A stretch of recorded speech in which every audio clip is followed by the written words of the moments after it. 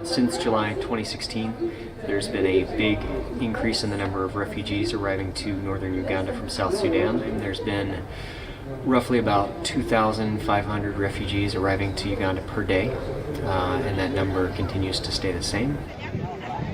When the South Sudanese refugees arrive to Uganda, the first thing that happens is they cross the border, and at the border there is a border collection point where the UN Refugee Agency meets them. The rate at which they're able to register people is about 1,500 refugees per day.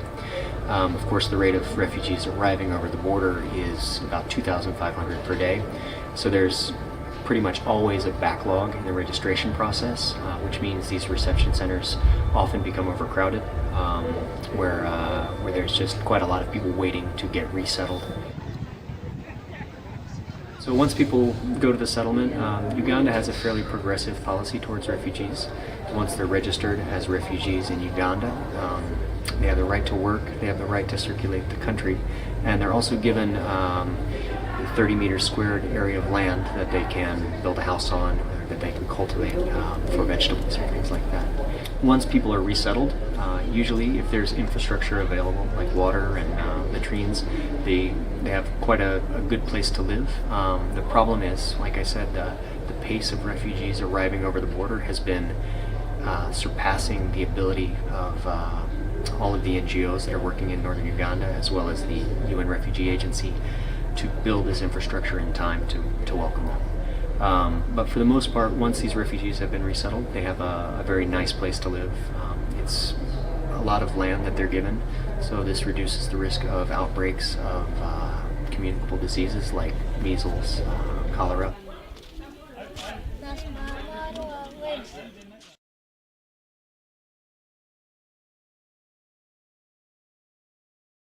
The newly arrived refugees from South Sudan, we are hearing pretty much horror stories of what was happening across the border.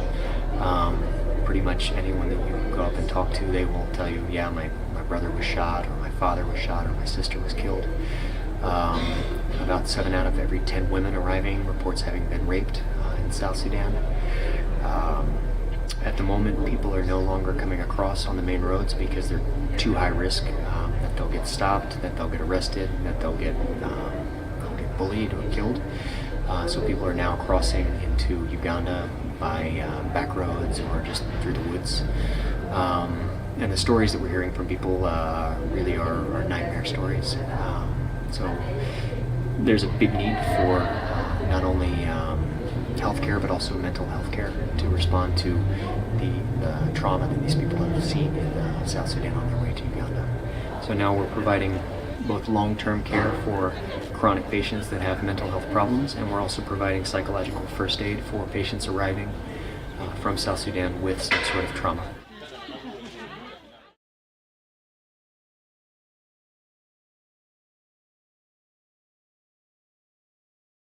First of all, we are working on increasing the water supply.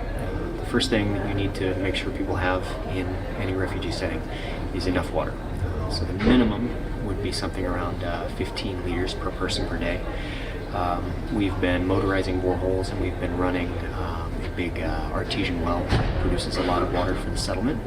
We're also making sure that that water quality is good, so we do water chlorination activities, and we also do work with the community to promote hygiene. So we have teams of hygiene promoters.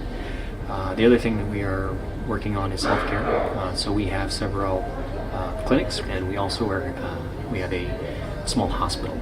Some of the other activities that we're doing is making sure that everyone who arrives is vaccinated, that their vaccinations are up to date. For emergency cases, we will support where there's an influx of refugees and there needs to be emergently built some latrines to make sure that there's enough hygiene facilities.